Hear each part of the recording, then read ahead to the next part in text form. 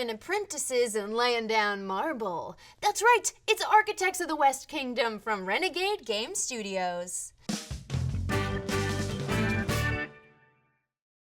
This wondrous worker placement game pits 1 to 5 architects against one another in a bidding, buying, and building bonanza in an effort to end the game with the most victory points. By gathering resources, hiring apprentices, and contributing to the construction of the cathedral, players race to become the most prolific architect in the West Kingdom. Setup begins with a game board placed center.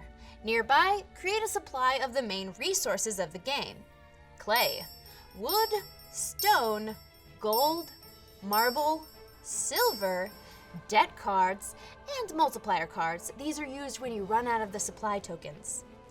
Next, shuffle the black market cards and place them on the left black market space with the smaller reward side face up. Shuffle the building cards and place them to the left of the workshop.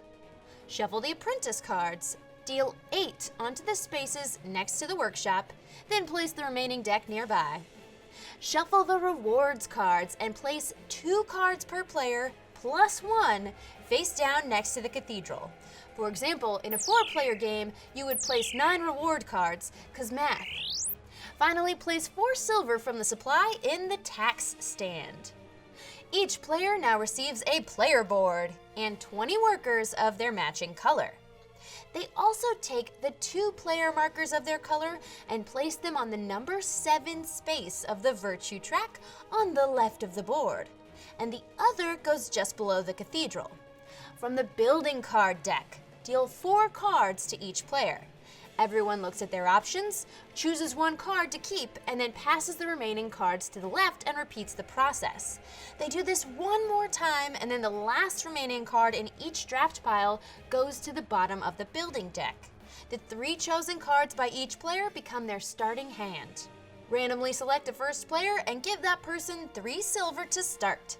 The next player in clockwise order receives 4 silver, the next player gets 5, etc.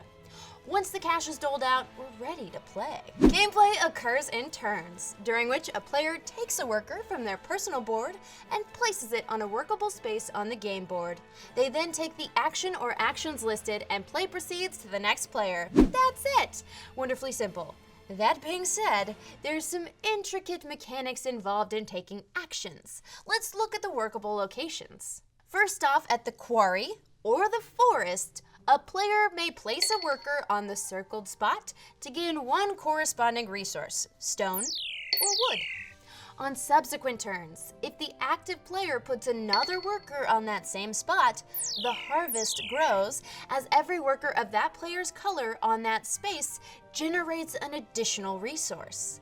The same rule applies for the silversmith, where a player gains 1 silver plus 1 silver per worker of their color on that space. As you can see, getting lots of workers on a space over multiple turns means increasing rewards. The mines are a slight variation on this. A player has 2 options when placing. They may either take 1 clay plus 1 per worker on the space, or they may take 1 gold for every 2 workers they have on the space. Obviously, the second option isn't available the first time a worker is placed there because there's only 1. Those 4 locations are the main spots to get the resources of the game. The other locations open up the options quite a bit. Over at the workshop, a player has 2 options when placing a worker. First, they may spend 4 silver to recruit an apprentice from the available face-up apprentice cards on the board. The stipulation is that they may take a card in a row depending on the number of workers at the workshop. When first placing, they may only hire an apprentice from the leftmost space of either row. If they put more workers on the workshop on subsequent turns, they can access apprentices further down the rows. Additionally, a player may skip a column in this count by placing a silver on each apprentice card they intend to bypass. In this way, it's possible to recruit apprentices further down the line with less workers. After an apprentice is hired, they go in front of the player and provide bonuses and benefits depending on their text. If they had any coins on them, the player takes those as well. Slide the other apprentice cards down the line and add a new card from the deck. One thing to note about the 4 silver cost: 2 of those silver are colored in red. This means they are taxes. Instead of paying the silver cost back to the general supply, those silver are placed in the tax stand.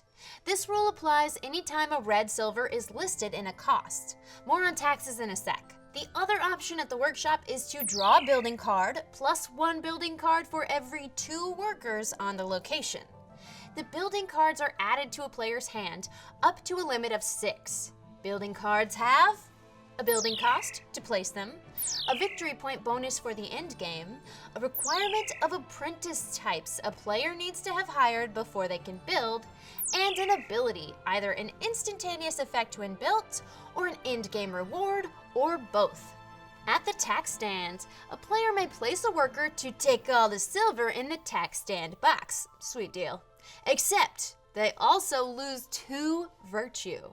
Over on the left side of the board, the player moves their player marker down 2 spaces on the virtue track.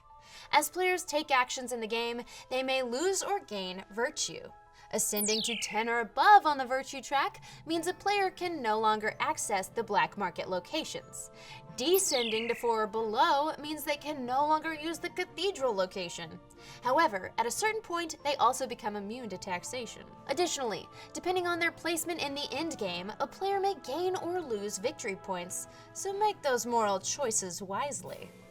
Let's talk about that black market. Each of the 3 market spaces can only hold 1 worker. No other workers can be placed once a worker is present.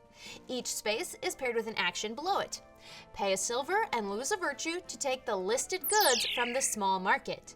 Pay 2 silver and lose a virtue to take an apprentice for free, or draw 5 building cards and keep 1, discarding the other 4 to the bottom of the building deck. Pay 3 silver and lose a virtue to take the listed goods from the large market. Once all 3 black market spaces have been filled, a black market reset occurs. More on that shortly.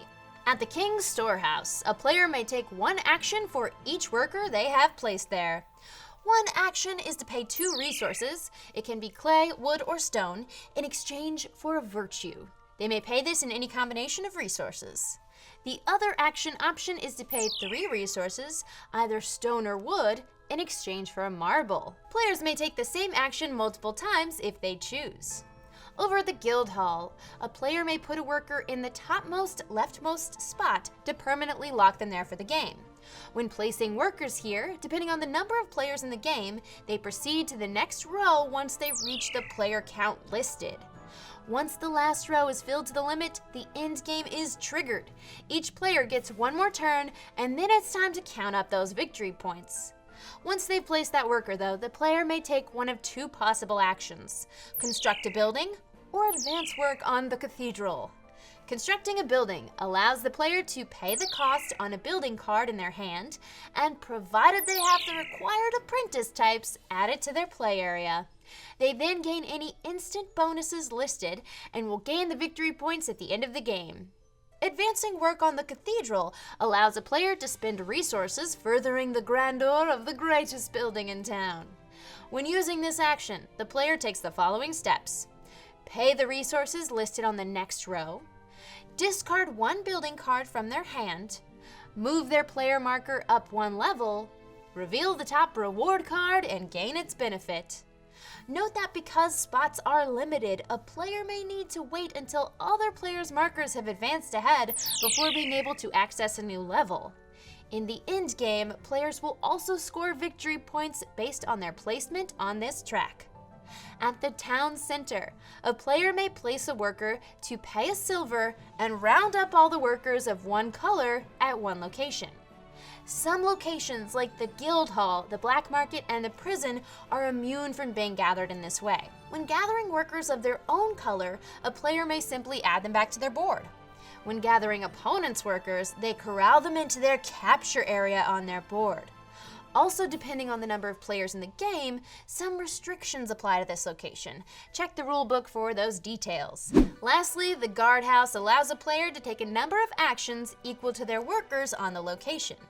These actions include gaining 1 silver for each captured worker and turning them into the prison, releasing all of the active players' workers from prison back to their board, paying 5 silver or taking a debt card and losing a virtue to release your workers from an opponent's capture area back to your board. Or pay 6 silver to pay a debt.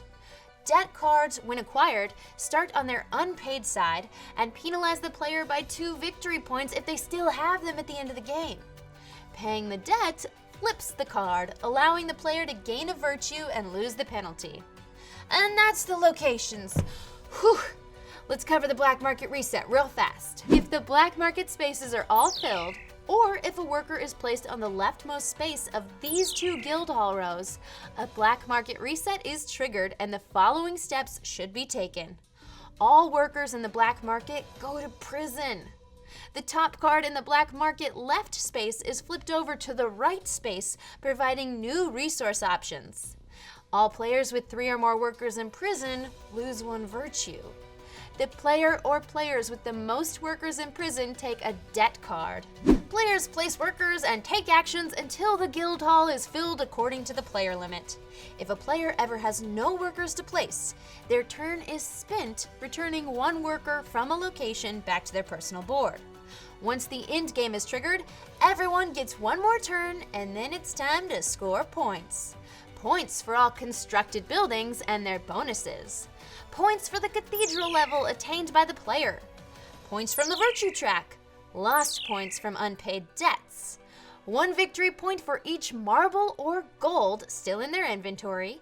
1 point for each set of 10 silver still remaining.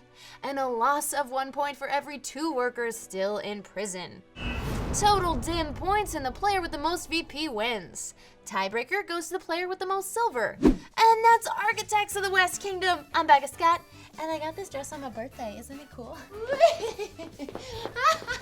You can watch me and my friends play this game and other awesome games on Game the Game right here on Geek and Sundry. We'll see you there.